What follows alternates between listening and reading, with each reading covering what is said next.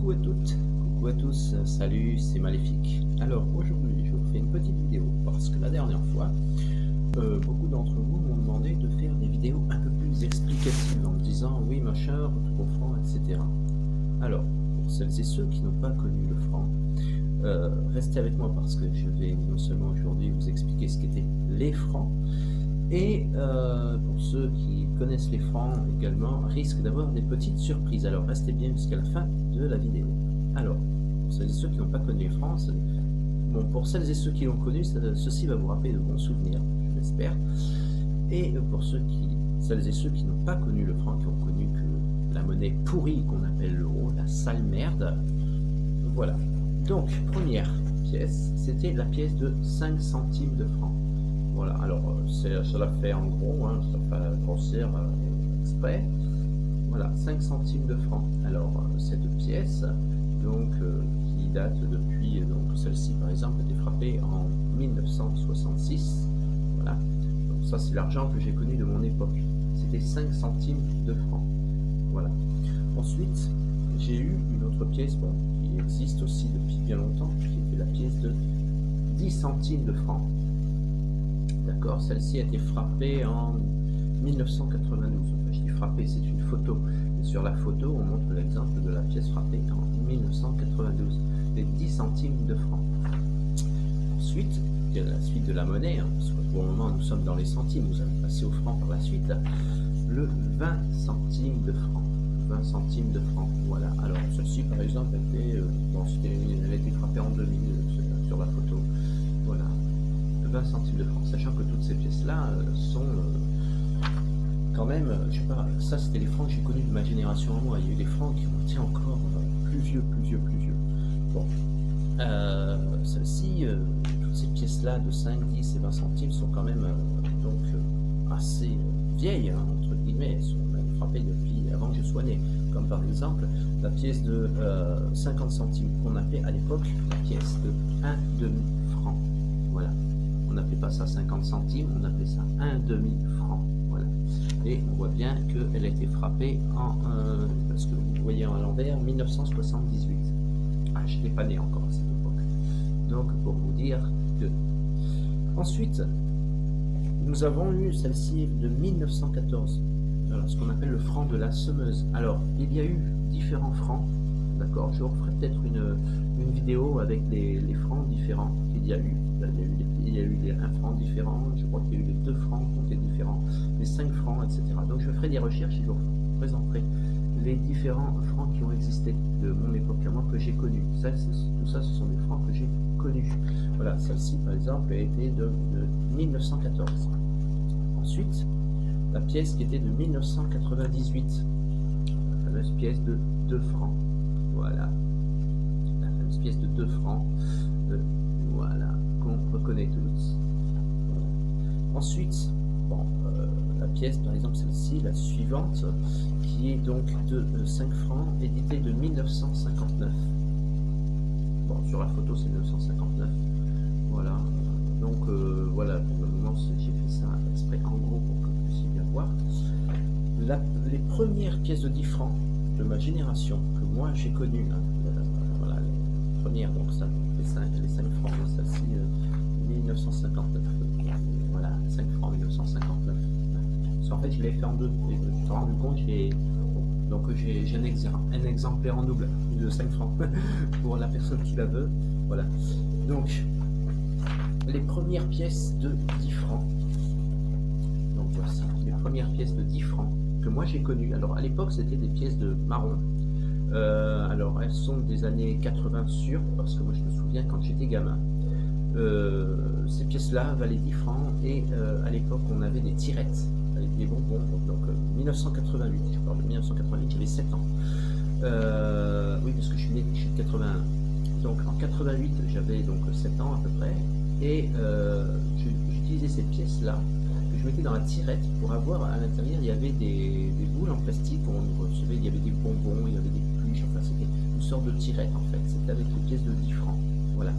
Donc voilà. Et par la suite, donc dans les années 90, 85, 90 environ, comme par exemple celle-ci qui est tirée de 1989, les nouvelles pièces de 10 francs qui sont apparues, donc, qui ont remplacé donc, ces anciennes pièces de 10 francs ont disparu par la suite pour laisser place à ces pièces là, ces pièces de 10 francs, ici même. Voilà. Ensuite, donc, oui, ça c'était plus les années 90, hein. Vous voyez, celle-ci est de 89, donc c'était fin 80, parce que moi je dis en 88, j'ai utilisé celle-ci en 1988, je me souviens, donc c'est à la fin des années 80, celle-ci, donc 89-90, voilà, les nouvelles pièces de 10 francs sont arrivées. Ensuite, parlons maintenant des billets. Alors, le premier billet, qui est le premier billet français, c'était donc, voilà, celui-ci. Donc, c'était Debussy. Alors, Debussy, qui était donc Debussy, hein, Claude Debussy, de son prénom. Claude Debussy, c'est un compositeur français. J'ai pris quelques notes, évidemment, j'ai pas tout appris par cœur, hein. Donc, c'est un compositeur français qui est né le 22 août 1862 à Saint-Germain-en-Laye, donc dans les Yvelines, environ à 20 km de Paris, et qui est mort le 25 mars 1918. Donc voilà, donc le fameux billet de 20 francs de Debussy, qui plus tard a été remplacé par la pièce de 20 francs. Voilà. Alors la petite particularité de cette pièce, donc de 20 francs, c'est que si on prend, voilà, je vais vous mettre les deux. Donc là, vous voyez les 10 francs et les 20 francs. D'accord. La petite particularité de la pièce de 20 francs, en fait, c'est que ici au milieu, on voit peut-être pas très bien sur la caméra, vous voyez, il y a une espèce de petite bosse ici. Et là, c'est pareil. Voilà, ici, qui représente d'ailleurs le Mont Saint-Michel, hein, qui est en Bretagne. Pour ceux qui ne connaissent pas où est le Mont Saint-Michel, ils disent c'est en Bretagne. Voilà. Donc, et la petite particularité, donc, cette pièce de 20 francs, c'est que ici même, donc, ce que je vous montrais, la petite bosse, on voit pas bien, vous voyez pas bien, j'essaie de montrer un peu plus la caméra, voilà, sur la photo là, vous voyez une espèce de petit cercle là, voilà. Bon, eh bien, c'est que cela permettait à l'époque aux personnes qui étaient malvoyantes ou aveugles de se repérer entre la pièce de 10 francs, voilà, et la pièce de 20 francs, parce que vous voyez, elles se ressemblent beaucoup, toutes les deux. Voilà. Donc, cela permettait aux aveugles, donc ici, en mettant le doigt, ça, un peu comme les euros pourris qu'on a maintenant, il y avait une sorte de petite marque, c'était une toute petite bosse en fait, qui permettait de différencier les pièces. Alors, dans ma génération, à moi, le tout premier billet, donc dans les années 80, je parle des années 80 et 90, jusqu'à fin 90, que j'ai connu, c'était celui-ci, ça a été le billet de 50 francs. Alors, pour vous donner une petite idée du billet de 20 francs, d'accord, en euros pourris, ça représente la pièce de 20 francs, pardon. En euros pourris, ça ressemble ça fait 3,05 € exactement. Le billet de 50 francs que j'ai connu donc par les années 80, qui représente Quentin de la Tour. Alors, Quentin de la Tour, qui est né le 5 septembre 1704 à Saint-Quentin, dans le département de l'Aisne, qui était un portraitiste pastelliste français. Donc c'était un peintre célèbre, un peintre français célèbre, et qui est mort le 17 février 1788. Voilà, je ne sais pas où est-ce qu'il est mort, je ne me rappelle plus. Enfin, moi, bon, j'ai fait quelques recherches. Voilà, qui était donc Quentin de la Tour. Ce billet existait donc jusque dans les années fin 80, voire 90, 95 à peu près. Et ce billet-là qui a été remplacé par le billet de 50 francs par la suite de Antoine de Saint-Exupéry, pardon. Voilà, qui a été remplacé par Saint-Exupéry. Alors Saint-Exupéry, qui était un aviateur célèbre, mais qui était aussi, sauf erreur de ma part, un écrivain. C'est un poète français, un écrivain qui est né le 21 juin 1900 à Lyon, et qui est mort pendant la guerre en 1944, je crois, qui a disparu lors en fait, je crois qu'il partait de France pour aller vers le Maroc, ou je sais plus, enfin en Afrique, et il a disparu au large de Marseille en 1944 pendant la guerre. Voilà. Donc, jusque dans les années fin 90, on va dire, ça a été fin 80-90, ça a été Quentin de la Tour, et par la suite Antoine de Saint-Exupéry. Les 100 francs. Alors, les 100 francs, les 100 francs, les 100 francs, les 100 francs, les 100 francs. Attendez, je le cherche, voilà. Voilà. Les premiers 100 francs, pareil, qui ont fait les années 80 et une partie des années 90, signé Eugène Delacroix. Voilà, c'était Eugène Delacroix. Ici, Eugène Delacroix, alors attendez, j'ai marqué quelques notes, hein. Comme je vous dis, j'ai pas tout appris par cœur.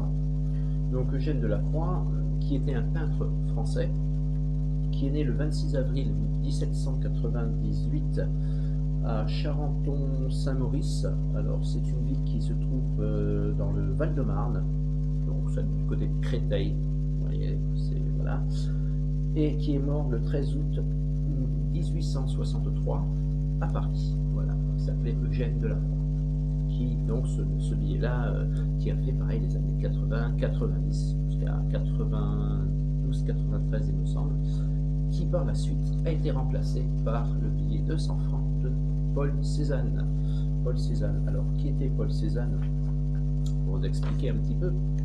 Alors, Paul Cézanne, c'est un peintre célèbre français qui est né et mort à Aix-en-Provence. Donc, Aix-en-Provence, c'est dans le sud de la France, du côté de Marseille, vous voyez, à les Bouches-du-Rhône, le 13, Aix-en-Provence. Donc, il est né le 19 janvier 1839 et mort le 22 octobre 1906. Voilà, Paul Cézanne. Alors ensuite, il y a eu le billet de 200 francs. Alors 200 francs, 200 francs, 200 francs. Voilà. Attendez, je cherche en même temps. Les petites notes, hein, parce que j'ai aussi des petites notes. Hein. Le billet de 200 francs, pareil, qui a fait le bonheur des années 80-90. Le billet Montesquieu.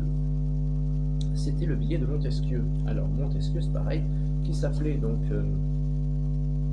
Charles-Louis de Secondat, de son vrai nom, sauf erreur de ma part, qui était un philosophe et écrivain français, qui est né le 18 janvier 1689 à La Brède, en Gironde, et qui est mort le 10 février 1755 à Paris. Ouais, donc Montesquieu, qui a fait le bonheur des années 80 et 90, qui par la suite a été remplacé par notre ami Gustave Eiffel.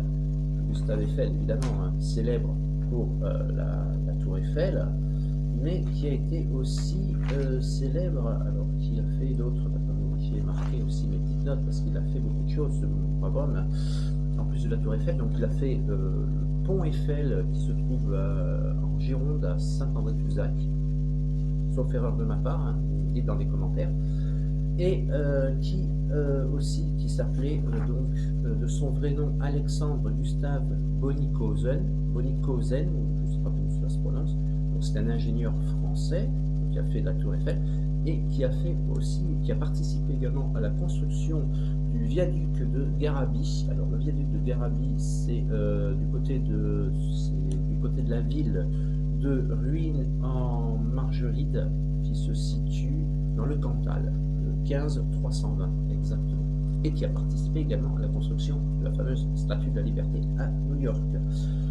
Donc ce monsieur Gustave Alexandre Bonnicosen, donc alias Gustave Eiffel, est né le 15 décembre 1832 à Dijon et décédé le 27 décembre 1923 à Paris. Voilà. Nous y arrivons, enfin les plus grands, les plus gros, ceux qui... voilà.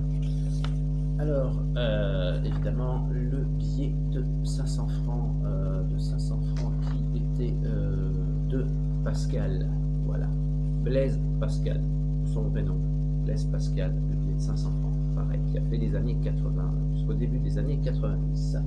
Alors, Blaise Pascal, qui est né le 19 juin 1623 à Clermont, en Auvergne, donc c'est Clermont-Ferrand, je pense, hein. J'ai pas eu beaucoup d'informations, enfin disons, j'ai pas pris vraiment le temps de chercher, c'était juste pour vous expliquer un petit peu l'histoire de toutes ces personnes, toutes ces personnalités célèbres, et qui est mort le 19 août 1662 à Paris.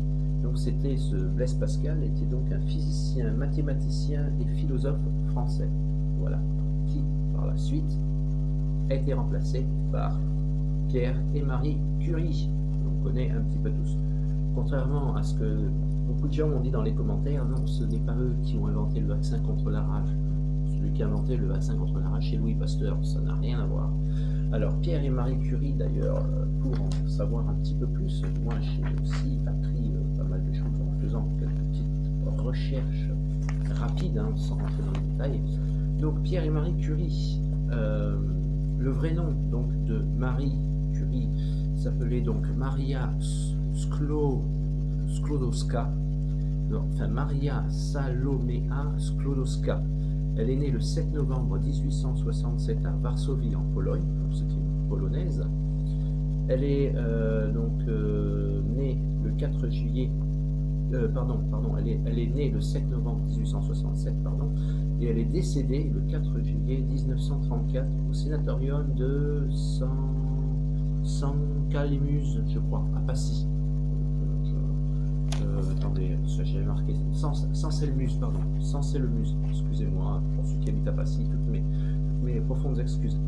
Voilà, donc c'était une physicienne chimiste polonaise, évidemment, naturalisée française après son mariage avec Pierre, qui est devenue Marie Curie, naturalisée, mais de son vrai nom, Maria Sklodowska, Maria Salomea Sklodowska, de son vrai nom. Donc, née à Varsovie, en Pologne. Et donc, son mari, Pierrot, lui, il y avait Maria et Pierrot. Et Pierrot, lui, de son côté, donc son mari, qui est né le 15 mai 1859 à Paris, et qui, mort le 19 avril 1906 à Paris, bon, pour ceux qui connaissent Paris, ça pourra vous informer, qui est il est décédé exactement à Paris, dans la rue Dauphine. Voilà. Et Pierre Curie était essentiellement connu pour ses travaux en radioactivité. C'était un magnétiste et il travaillait également sur ce qu'on appelle donc l'électricité, plus exactement en termes de l'époque, hein, la piézoélectricité. Voilà, exactement. Et voici donc la petite surprise pour ceux qui... j'ai pas eu beaucoup d'informations malheureusement sur ceci, mais il y a eu, et je peux vous garantir qu'il a existé, et je vous raconterai ma petite histoire après, le 1000 francs qui a existé aussi. Ça a été le 1000 francs, Banque de France, hein, il est véridique, il a existé avec recto verso. Hein. Bon, j'ai pas pu avoir voilà, il est très difficile à trouver, enfin l'image est assez simple à trouver sur internet, mais les informations sont, voilà. C'est le 1000 francs de Charles de Gaulle. Voilà, alors ce billet a été très difficile à avoir, très difficile à trouver, je ne sais même pas s'il y en a qui ont su qu'il existait. Moi je l'ai su. Voilà, ce billet a été édité en 2000 et 2001. Donc novembre 2000 et je crois que novembre 2000 jusqu'à octobre 2001, sauf erreur de ma part. Donc il y a eu très peu d'exemplaires en France. Ça a été édité, parce qu'à l'époque 1000 francs c'était quand même beaucoup, c'était 150 €. Voilà, donc c'est déjà pas mal. Et donc ce billet représente donc Charles de Gaulle. Tout le monde sait qui est Charles de Gaulle. Hein. J'ai oublié de faire sa petite biographie. Je vous la ferai la prochaine fois sur Charles de Gaulle. Enfin, vous allez sur Wikipédia, vous allez sur Internet, vous renseignez. Tout le monde a pris Charles de Gaulle à l'histoire. Hein. D'accord, c'était un grand Français qui a fait la résistance pendant la Seconde Guerre mondiale. Français, je vous ai compris. Voilà. On ne va pas revenir sur là-dessus. Ce n'est pas le but de faire de l'histoire, mais voilà. Donc le 1000 francs Charles de Gaulle qui existait. Voilà. Et je me souviens d'ailleurs, donc la petite anecdote de ce billet, c'est que je venais de recevoir mon salaire. Donc on était en 2001, oui, quelque chose comme ça, 2001. Je venais de recevoir mon salaire. J'en ai eu un dans ma vie. J'en ai eu un seul billet de 1000 francs. J'en ai eu un. J'en ai pas eu 50. Hein. Et Pierre et Marie Curie, j'en ai eu quelques-uns. J'en ai pas eu des 1000 et des 100. Voilà, j'en ai pas eu des 1000 et des 100, j'en ai eu quelques-uns. Mais le billet 1000 francs Charles de Gaulle, j'en ai eu un seul et unique, un seul. C'est quand je venais de recevoir mon salaire, c'était en 2001, je travaillais et je venais recevoir mon salaire, puis j'ai dit tiens, je voulais 1000 francs. et il y avait plus de, la machine n'avait pas été approvisionné en billets. Donc je me pointe dans la banque et tout, je leur demande 1000 francs. Bon. Et ils me disent, vous voulez comment, en grosse ou en petite coupure?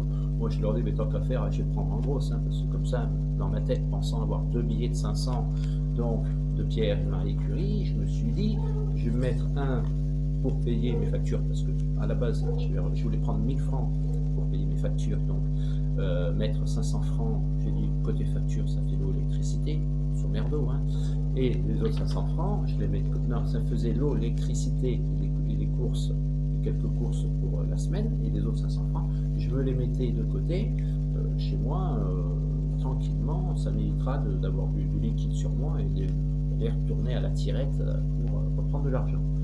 Et donc, pensant comme ça, j'allais avoir 2 billets de 500 francs, comme d'habitude, et on me sort le billet de 1000 francs. Et là, je regarde avec des gros yeux ébahis comme ça, je dis, waouh, ça existe?